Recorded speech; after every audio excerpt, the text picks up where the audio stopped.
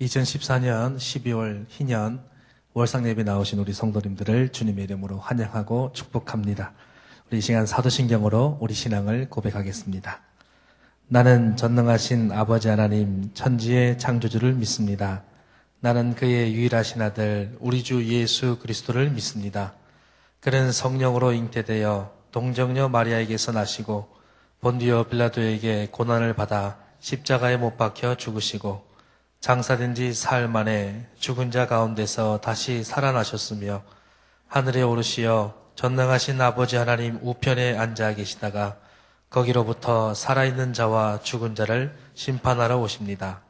나는 성령을 믿으며 거룩한 공교회와 성도의 교제와 죄를 용서받는 것과 몸의 부활과 영생을 믿습니다. 아멘. 찬송가 31장 찬양하시겠습니다.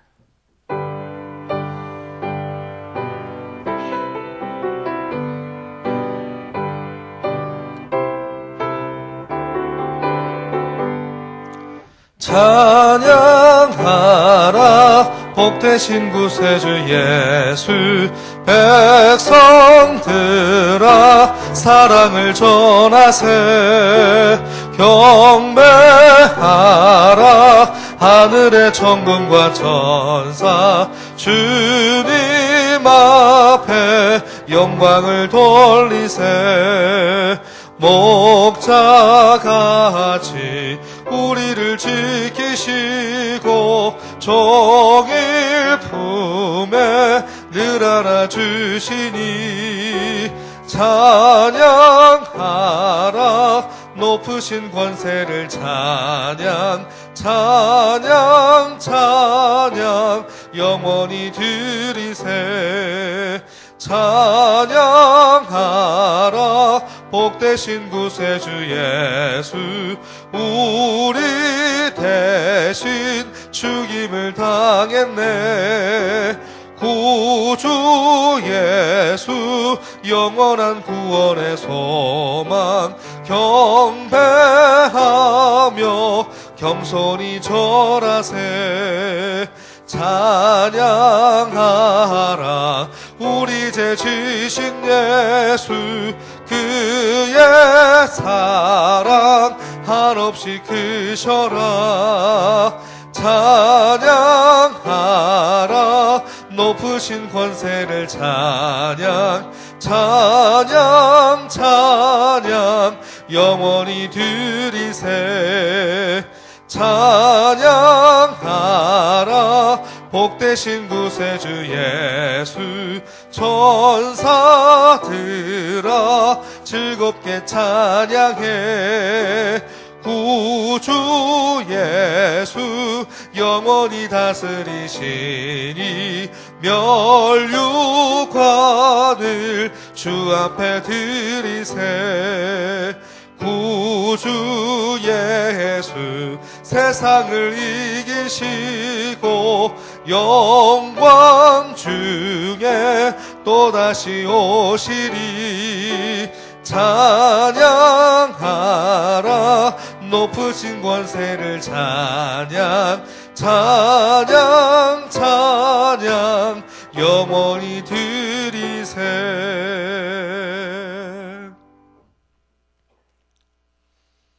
하나님 아버지 감사를 드립니다. 2014 희년 12월 월상예배로 하나님께 나오게 하신 하나님, 우리가 이 시간 주 앞에 나와서 고개를 숙이고 찬양하며 기도합니다. 우리의 몸과 마음을 다한 한 해가 되게 하여 주심을 감사하고 또한 앞으로 우리에게 다가올 새해에도 주님 영광 위에 살아갈 수 있는 능력과 힘을 부어 주옵소서. 하나님 하루의 첫 시간을 주 앞에 보내며 이 시간 주 앞에 고개를 숙입니다. 주의 거룩한 말씀 들려주실 때 그 말씀 마음에 새겨서 우리 삶으로 이행하며 우리 삶 가운데 주의 말씀이 작동할 수 있도록 날마다 주의 말씀 묵상하며 마음에 새기며 살아가는 우리 모두가 되게 도와주시옵소서. 이 시간 말씀을 전하시는 목사님에게도 은혜를 더하여 주시고 말씀이 선포될 때 말씀을 전하실 때 또한 듣는 우리에게도 귀한 주님의 영적 감동이 있는 복된 시간 되게 도와주옵소서. 모든 영광을 하나님께 올려드리며 예수님 이름으로 기도하옵나이다. 아멘. 권사의 찬양이 있은 후에 담임 목사님께서 말씀 전해주시겠습니다.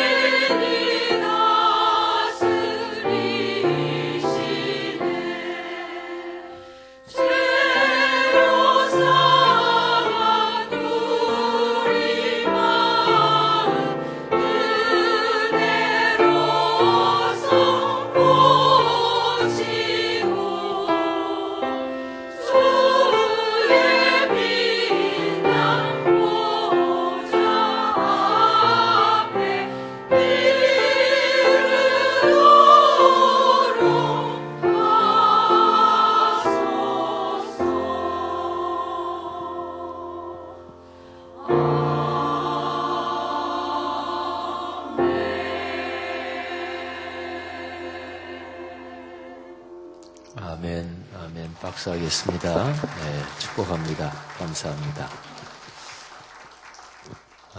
찬양 선곡을 아주 참 잘하셨습니다. 우리 대림절 어제 첫 주일 지나고 그리고 월요일인데 또 주님 오시는 거 기다리는 찬송 참 잘 불러주셨습니다. 감사하고 또 축복합니다. 어제가 대림절 첫 번째 주일이었고요. 어제 저녁 때 그 남전도회 연합회가 또 다 임원 구성이 돼서 그 모임을 가졌는데 제가 잠깐 참석을 했는데 연합회장 그 이광천 장로님이 이제 얘기를 하시면서 오늘이 교회력으로는 새해의 첫날입니다. 이제 그 얘기를 하셔서 제가 이제 지난 주일도 그렇고 또 어제도 그렇고 대림절이 교회력으로는 이게 한 해에 처음 시작하는 게 대림절입니다. 그런 얘기는 드렸잖아요. 근데 이 장로님께서 오늘이 첫날입니다. 이 표현을 하니까 아주 새롭더라고요. 첫날. 어쨌든 그 교회력으로요. 교회력은 예수 그리스도에 초점을 맞추어서 1년을 사는 거예요. 그러니까 그리스도인은 예수님 닮아가며 사는 거잖아요. 그죠? 예수님을 나의 주님 이렇게 부르는 거니까. 그래서 교회적인 시간의 흐름은 언제나 예수 그리스도에 초점이 맞춰져 있는 거고요. 그리고 오늘날 전 세계적으로 다 쓰고 있는 이 서기력, 이 달력, 이거는 사실은 그 기원이 예수 그리스도의 탄생하고 연관이 있죠. 그래서 주전, 주후, 주전, 주후 할 때 그 주자가 주님 그거지요. 저는 이제 날짜 쓸 때 주후 이 말을 쓰기를 아주 좋아하는데요. 그냥 연도만 쓰는 게 아니고 주후. 그래서 영어로도 BC 그러면 before Christ, 그리스도가 오시기 전, 그래서 BC 주전이죠. 그리고 주후는 AD 그러는데 그거는 라틴어입니다. 안노 도미니, 그래서 그거는 주님 안에서 그런 뜻입니다.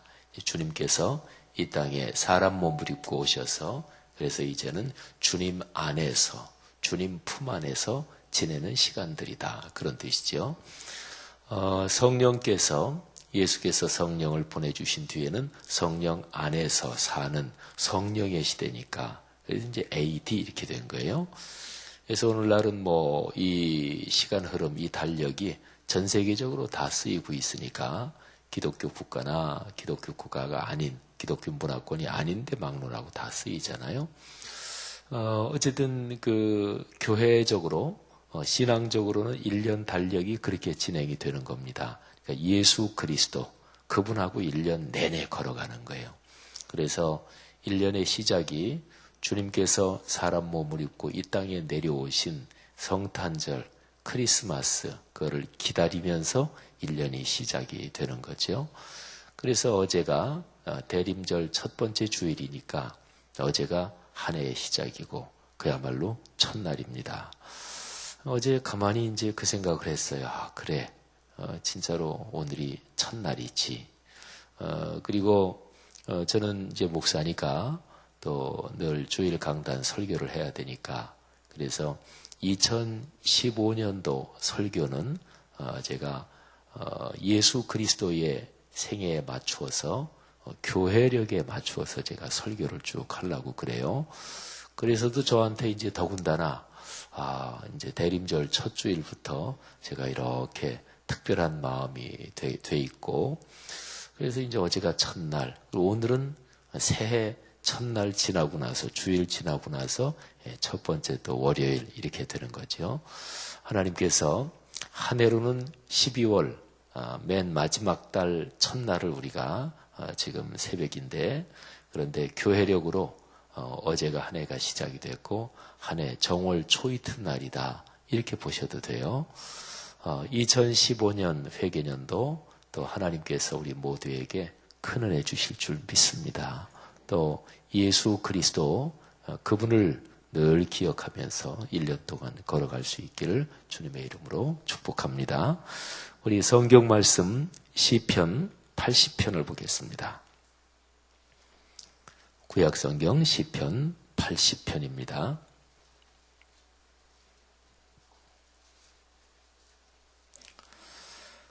시편 80편 8절 말씀부터 19절 말씀까지 보겠습니다. 시편 80편 8절부터 19절 맨 끝에까지죠. 저하고 여러분이 한 절씩 교독을 하겠습니다. 교독을 할 때 잠깐 한번 기억하실 것은 어제 제가 설교하면서 설교 제일 마지막 부분에 시편 80편 1절부터 7절 말씀을 제가 봉독을 해드렸어요. 그래서 나머지 부분을 오늘 아침에 좀 나누려고 합니다.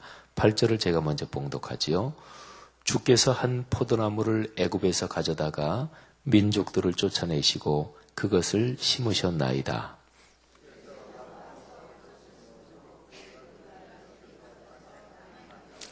그 그늘이 산들을 가리고 그 가지는 하나님의 백향못 같으며 주께서 어찌하여 그 담을 허시사 길을 지나가는 모든 이들이 그것을 따게 하셨나이까. 만군의 하나님이여 구하옵나니 돌아오소서. 하늘에서 굽어보시고 이 포도나무를 돌보소서.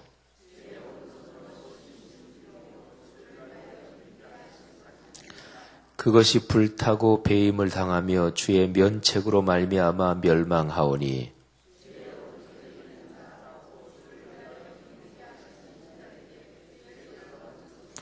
그리하시면 우리가 주에게서 물러가지 아니하오리니 우리를 소생하게 하소서. 우리가 주의 이름을 부르리이다.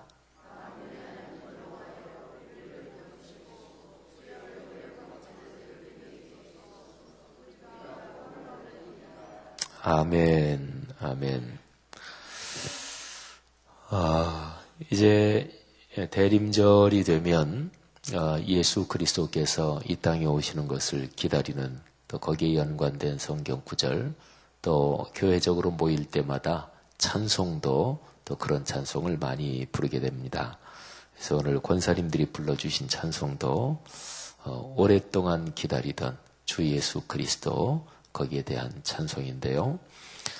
시편 80편은 아삽이라는 분이 쓴 시니까 구약의 다윗 시대 한참 옛날이죠. 근데 아삽이라는 분이 성령의 감동으로 이 시편을 썼을 거 아니겠어요? 또 아삽 이분은 찬양대의 말하자면 요즘 현대식으로 표현하면 음악 감독, 찬양만이 아니라 말하자면 성전 예배 때 되는 모든 음악을 총 감독하는 음악 감독에 해당된다고 볼 수 있는 사람입니다. 요즘도 성가대, 찬양대가 교회 예배에서 또 신앙생활에서 다른 이런저런 봉사부서하고는 조금 유별나게 특별한 자리를 차지하고 있지만 구약시대에는 더했어요. 그래서 찬양대는 거의 그냥 성직자에 가까웠다 이렇게 보셔도 됩니다. 근데 아삽이라는 이분이 성경에 이분에 대한 이런저런 언급을 이렇게 좀 종합해 보면 아주 하나님의 영으로 충만하신 분이었습니다.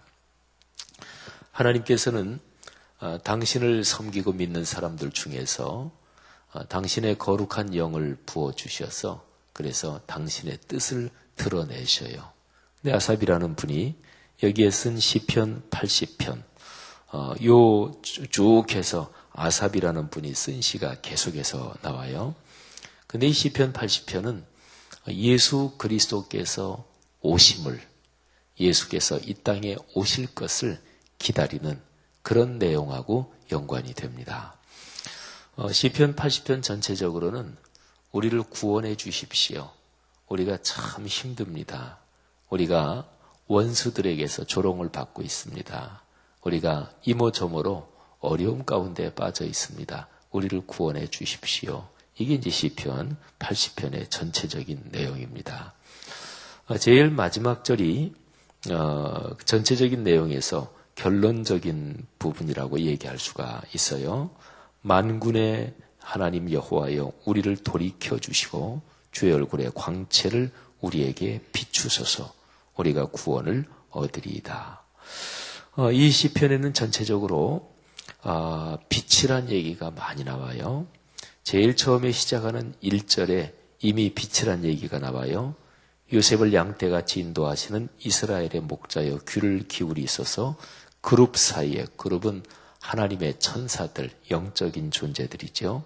그룹 사이에 좌정하신 이여 빛을 비추소서.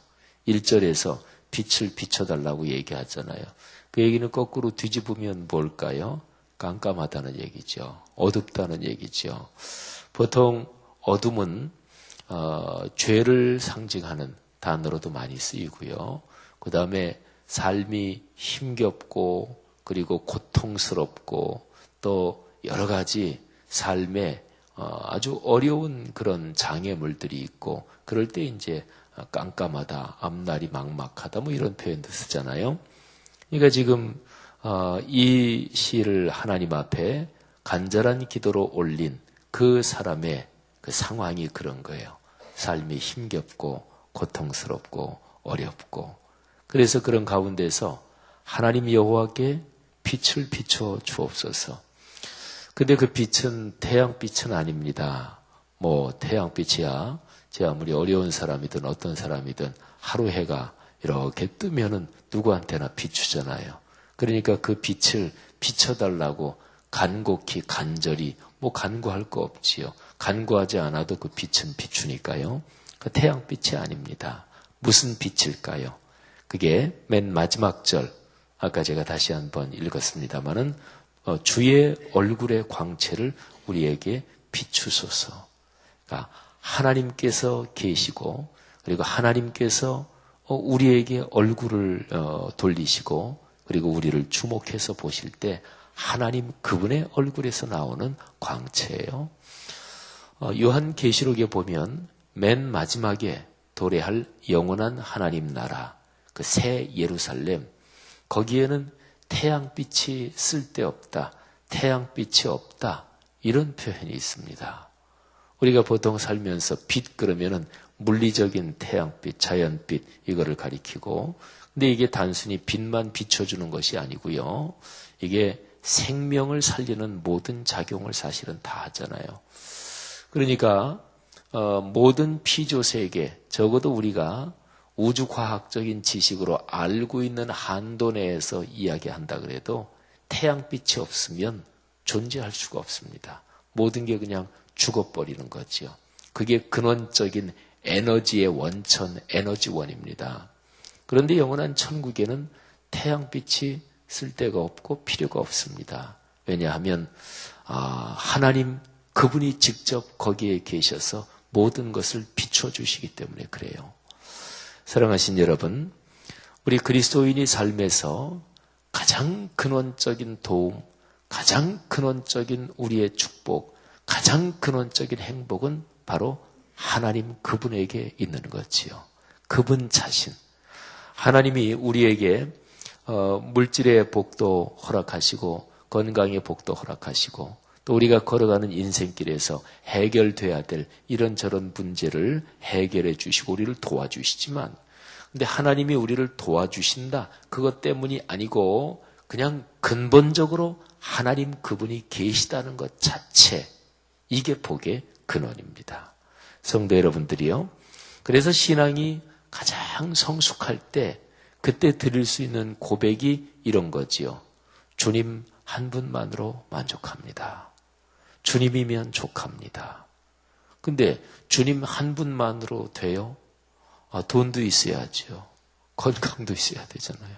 근데 가장 신앙이 깊을 때, 가장 내 마음이 주님의 은혜에 충만할 때, 그때 모든 그리스도인들, 역사적으로 살았던 그리스도인들은 그런 고백을 했던 거예요. 주님 한 분이면 족합니다. 저는 다른 거 아무것도 필요 없습니다. 그게 바로 그런 의미입니다. 찬송가에도 주 예수보다 귀한 것은 없네. 세상 명예 재물 주 예수 그리스도를 위해서 다 버렸네. 이런 가사가 있잖아요. 근데 이게 그냥 감상적인 그런 무드에 젖어가지고 그렇게 하는 얘기가 아니라 실제로 우리 역사를 살아온 그리스도인들은 그렇게 살았어요.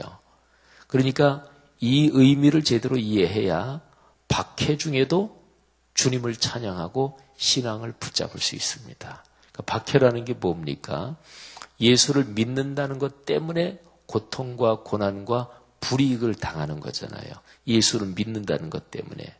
그러면 신앙 때문에 불이익을 당하는데 그 불이익이라는 게 도대체 무엇입니까? 그는 사람이 세상을 살면서 누구나가 신앙인이든 신앙인이 아니든 누구에게나 세상살이 살아가는데 다 공통적으로 필요한 것들이 있습니다. 경제적인 거 다 필요하고요.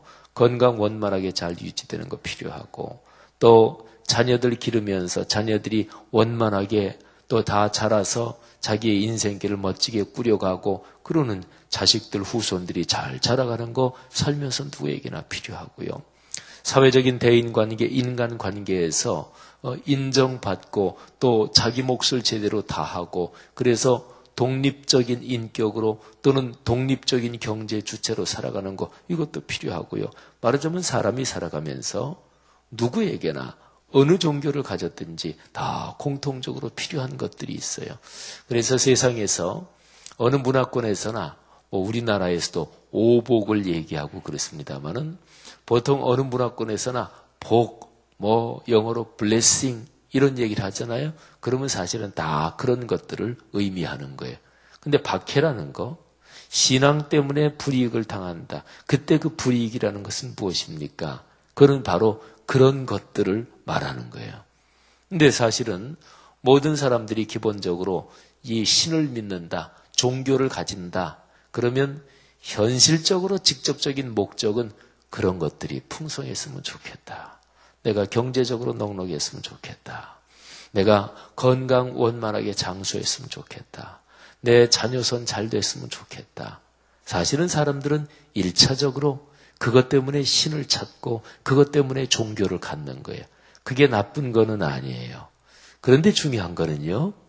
그것 때문에 하나님을 찾고 그것 때문에 기도하고 내가 은혜 받기 위해서 교회 다니지 하나님의 축복을 받기 위해서 교회 다니지 그게 잘못된 게 아니고 그게 당연한 것이고 하지만 그게 신앙이 가장 성숙된 모습은 아니라는 거지요. 신앙이 가장 성숙할 때는 하나님께서 그런저런 쉽게 말하면 의식주 부분에서 나에게 복을 주시는 분인데 그런데 깊이 주님을 사랑하고 주님을 알아가다 보면 어느 지점에서는 주님께서 내게 의식주를 그거 주시는 것보다 주님 자신이 제게는 더 중요합니다. 주님 자신이 더 중요합니다. 예를 들어서 부모가 우리에게 왜 중요한가요? 부모가 우리를 길러주고 그러시니까 근데 그게 아니라 그냥 부모님 자체로서 중요한 거잖아요. 자녀도 그런 거잖아요.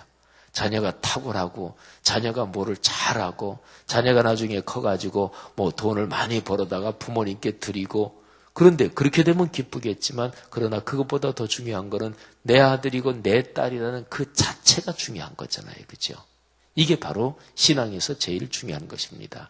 그러니까 이런 신앙을 가져야 박해가 있을 때도 예수를 믿을 수가 있어요. 박해라는 게 의식주 문제에서 불이익을 당하는 거니까 욥기가 바로 그런 내용이에요. 욥기가. 욥은 넉넉하게 산 사람이잖아요. 자녀손 잘 되면서 산 사람이잖아요. 그리고 욥은 말하자면은 모든 사람들이 보통 바라는 오복이고 또는 의식주 문제에 대해서 누릴 거를 다 누린 사람들이잖아요. 근데 욥기에 보면은 그런 게 이제 하나하나 욥에게서 떠나가 버리죠. 그래도 신앙을 유지할 수 있을까요? 하나님이 의식주를 안 주시는데도 하나님을 믿을 필요가 있을까요? 근데 욥은 그런 게 다 떠났는데도 하나님을 부인하지 않고 마지막에는 욥도 흔들리기는 해서 내가 도대체 왜 이런지 모르겠다. 하나님 만나면 좀 따져봐야 되겠다. 이렇게 됐지만 그래도 욥은 하나님 나는 이제 끝입니다. 나는 하나님 인정하지 않습니다. 그런 자리는 절대로 가지 않았어요. 욥의 신앙이 바로 그런 거예요. 여러분 오늘 여기 시편 80편에서 제일 중요한 말씀은 그거예요. 하나님 당신 자신이 제게는 제일 중요합니다. 그리고 하나님께서 저와 같이 계셔서 비춰주시는 그 빛, 그게 제 삶에는 가장 중요합니다. 바로 그런 고백이에요. 이런 고백이 우리 모두의 고백이 되기를 바랍니다. 사실은 계속해서 그런 얘기가 나와요. 3절에 보면 주의 얼굴 빛을 비추사 우리가 구원을 얻게 하소서. 7절에 보면 주의 얼굴의 광채를 비추사 우리가 구원을 얻게 하소서. 계속해서 하나님 자신 이런 얘기가 나와요. 그런데 지금 이 시편 내용 가운데 있는 이 사람 또는 이 민족, 지금 이스라엘 민족을 얘기하고 있는 거예요. 여기에 포도나무라는 비유가 나오죠. 8절부터 보면은 포도나무를 애굽에서 가져다가 민족들을 쫓아내시고 그것을 심으셨습니다. 이거는 이스라엘 백성이 하나님의 도움으로 출애굽했어요. 그래서 가나안 땅에 들어간 거를 말해요. 근데 가나안 땅은 빈 땅이 아니었습니다. 거기에 이른바 가나안 7족속이 살고 있었어요. 근데 하나님께서 그들을 쫓아내시고 애굽에서 건져내신 이스라엘 백성을 거기다가 심으셨다는 얘기예요. 그리고 하나님께서 크게 축복해 주셨습니다. 9절에 보면 주님께서 그 앞서 가꾸셨습니다. 뿌리가 깊이 박혀서 땅에 가득하고 그 그늘이 산들을 가리고 가지는 하나님의 백향못 같고 그 가지가 바닥까지 뻗고 그 넝쿨이 강까지 미쳤거늘. 그러니까 굉장히 아름답게 포도나무가 많이 퍼지고 풍요롭고 복을 받고 누리는 그런 장면이 9절부터 11절까지 기록이 되어 있습니다. 그런데 그게 꺾였습니다. 그 포도나무 가지가 파헤쳐지고 그리고 지나가는 사람이 그거를 꺾고 들짐승이 그것을 먹어치워버리고 그런데 하나님께서 돌보시지 않는 것 같아요. 그렇게 포도나무가 막 파헤쳐지고 온통 난장판이 되는데도 그런데 하나님께서 더 이상 개입하시지 않는 것 같아요. 이런 상황에서 어떻게 처신할 수 있을까요? 에이, 하나님 계시지 않아.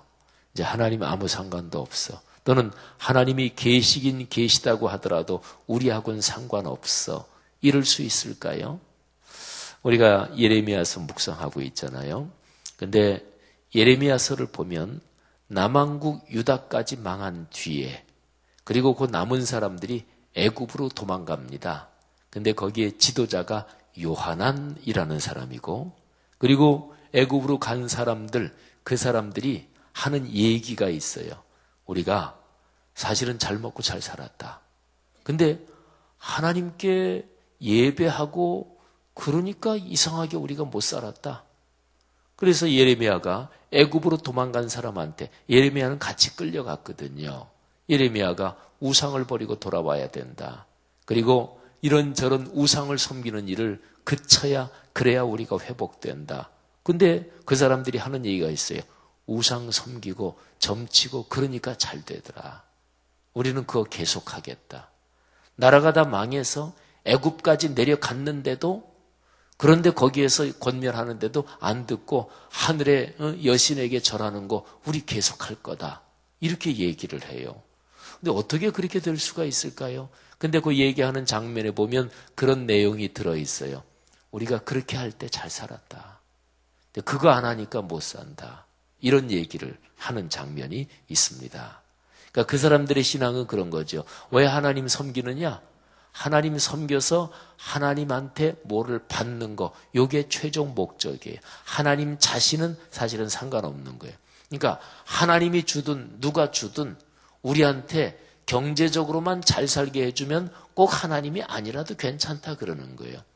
예수 믿는 사람들 중에서 점치는 사람들이 설문조사 퍼센테이지로 보면은 그 뭐 20몇 프로가 된다나 30몇 프로가 된다나 예수 믿는 사람들 중에서도.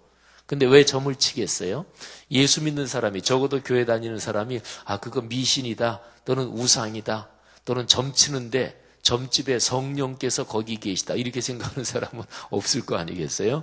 점치는 거는 그거는 악한 영, 귀신의 도움을 받는 거다. 이거 모르는 그리스도인은 없을 거 아니겠어요? 그런데 점치는 사람이 신앙인들 중에서 그런단 말이에요. 왜 그럴까요? 그건 간단합니다. 점치고 또는 그렇게 하면은 그게 나한테 경제적으로 이득이 된다. 이렇게 생각하니까 그런 거예요. 그러니까 최종 목적은 하나님이 아니에요. 최종 목적은 내가 잘 사는 거지. 최종 목적이 하나님이 아니고 최종 목적은 내가 이 땅에서 성공하는 거고 우리 가족이 잘 사는 거지. 그러니까 그게 누가 잘 살게 해도 상관없어요. 이게 기독교의 하나님이 제일 세니까 이 하나님이 잘 살게 해준다. 그런데 만일에 그게 아니고 다른 더 센 신이 있다 그러면 그럼 이거 치워버리고 다른 신을 섬기는 거예요. 그러니까 정확하게 말하면 아직까지 하나님 자신을 만나지 못한 거지요. 그래서 나는 주님 한 분만으로 만족합니다. 이런 고백은 아직까지 없는 거예요.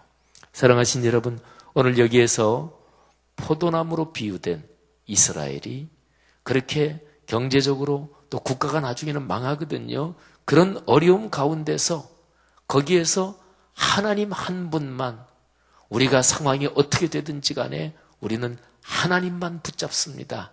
바로 이 신앙을 가진 사람들을 중심으로 하나님이 다시 세우시는 거예요. 다윗을 생각해 보세요.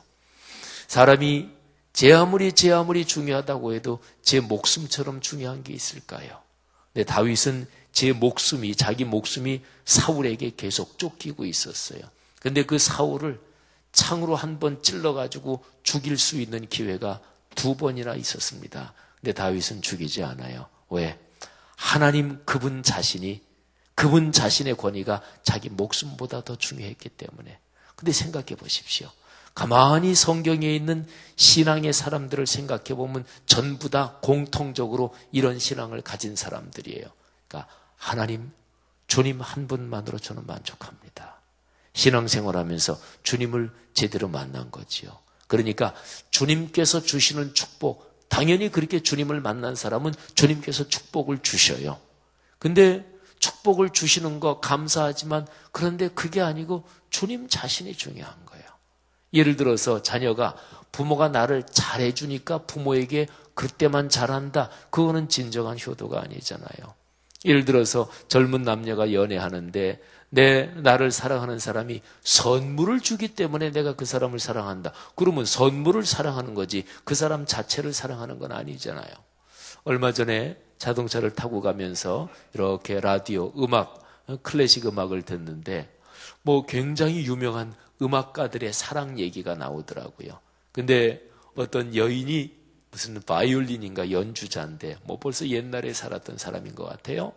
근데 그 여인이 바이올린을 연주하는 연주자인데 어떤 음악하는 지휘하는 남성하고 사랑에 빠졌나 그런데 이 여인이 몸에 무슨 병이 생겨서 바이올린을 연주하다가 이걸 어떻게 떨어뜨렸어요.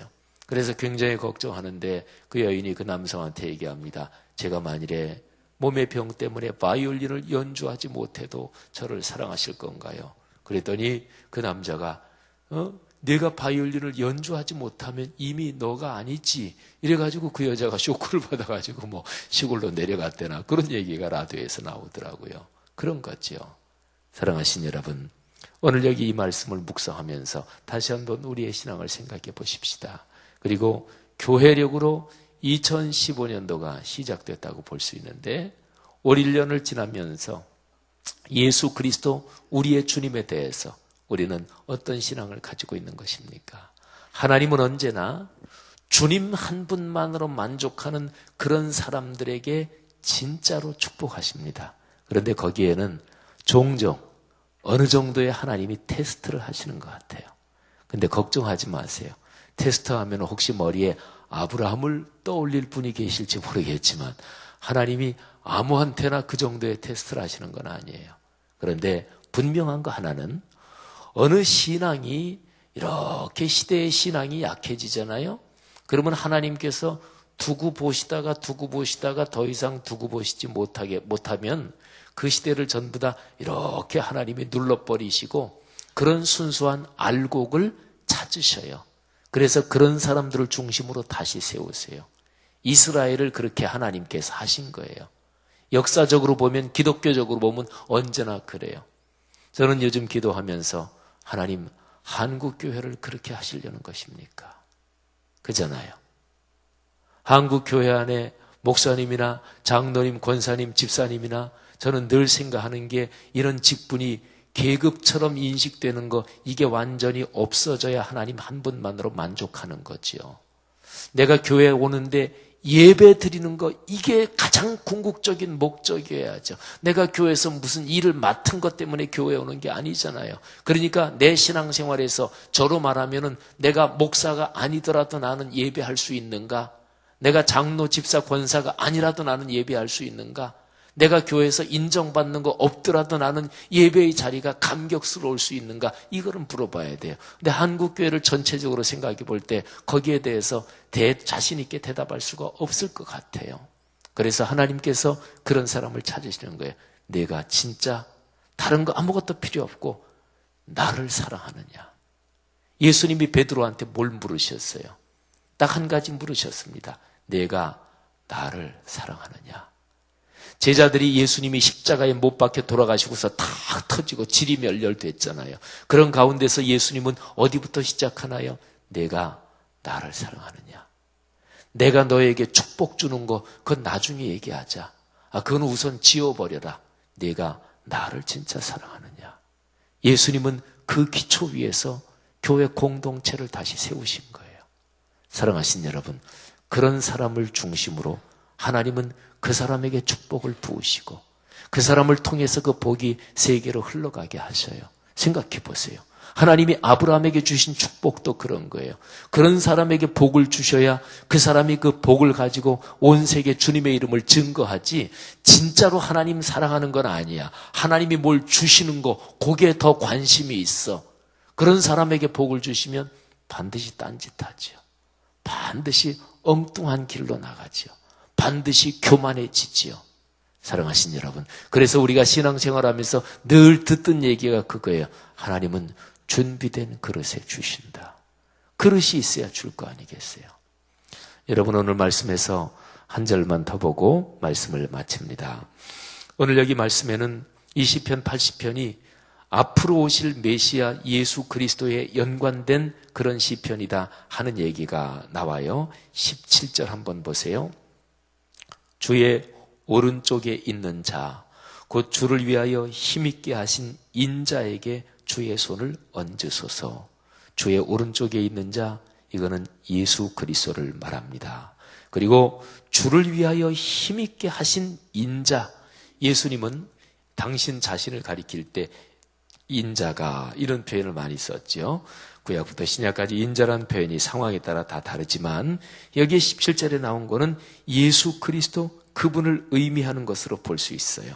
18절 보면 그리하시면 우리가 주에게서 물러가지 아니하오리니 우리를 소생하게 하소서. 우리가 주의 이름을 부르리이다. 아멘. 예수 그리스도 그분 안에서 우리가 소생할 수 있고 영생을 얻는 거잖아요. 사랑하신 여러분, 예수 그리스도 안에 이 축복이 있습니다. 기독교는 참된 복을 얘기하는 종교예요. 유사품, 위조품 축복 말고, 어디가 줘도 나는 상관없다 이런 거 말고 삼위일체 하나님, 그분을 꼭 붙잡으면 하나님께서 축복하십니다. 오늘이 2015년도 말하자면 어떻게 보면 월상예배, 첫 월상예배인데 2015년도 1년 내내 걸어가면서 이 신앙 꽉 붙잡는 우리 모두가 되십시다. 여러분의 가정 가문이 이 신앙으로 하나님이 주시는 복으로 넘치기를 주의 이름으로 축원합니다. 기도하겠습니다.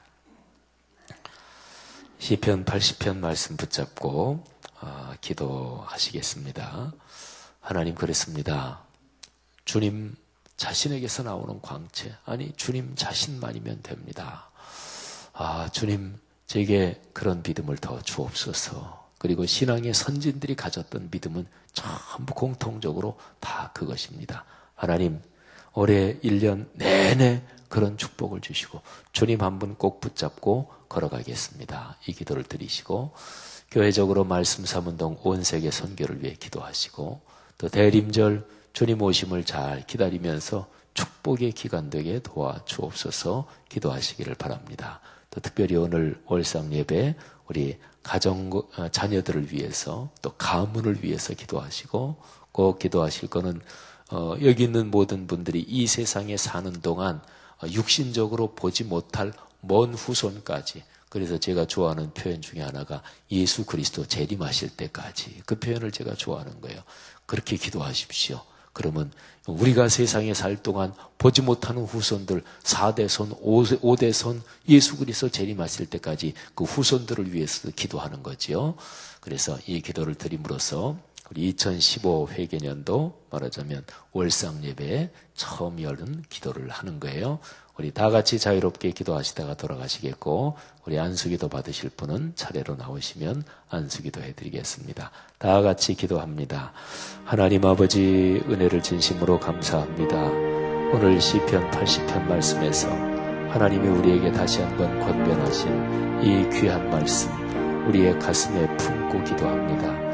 하나님의 얼굴 빛에서 나오는 광채, 주님 자신만이 우리에게 근원적인 소망임을 다시 한번 고백합니다. 하나님 아버지 감사합니다. 거룩하신 주님의 임재와 현존이 제게 복입니다. 아버지께서 우리 모두를 그렇게 축복하여 주시옵소서. 성령으로 붙드시고 하나님, 이 시간에 고백하는 기도 주님께서 받으시고 우리 성도 한 사람 한 사람에게 하나님께서 그런 복을 주시되 가정 가문 대대로 예수 그리스도 재림하실 때까지 그 축복을 주시기를 간절히 원합니다. 간구하는 성도들의 기도를 응답하시고 부족한 종의 손을 얹어 기도할 때 하나님께서 응답하여 주시옵소서. 감사합니다.